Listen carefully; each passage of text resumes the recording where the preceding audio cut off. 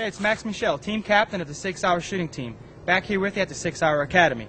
In today's tip, we're going to be covering positioning around a barricade. Barricades are a great training tool for any type of wall or obstruction, so go ahead and incorporate them into your own training or your department's.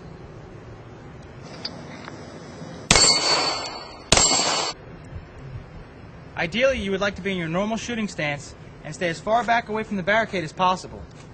My feet are going to be very neutral, knees are well bent, 70% of the weight on the balls of my feet, or maybe even more so now that I have a neutral stance.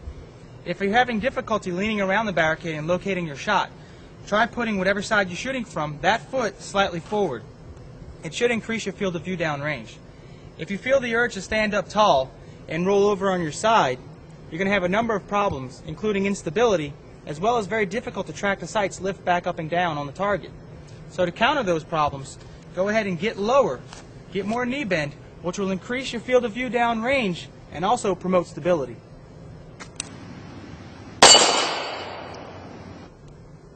the situation presents itself and you find yourself having to fire from one side of the barricade and the other, go ahead and bring the pistol into the high ready position with your finger outside of the trigger guard and push directly straight back out toward the targets.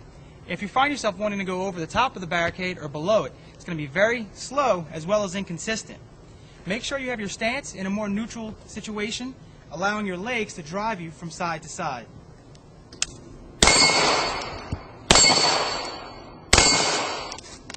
If you have the option, be sure to draw to your firing side of the barricade. This will allow a clear path for the gun to travel to the target. If you go across the barricade, you have the possibility of bumping it, which will cause you to readjust your grip, costing you valuable time. Barricades are one of the easiest scenario-driven props to set up. So go ahead and set them up next time you're on the range for yourself or your team. And until then, stay safe and keep them in the center.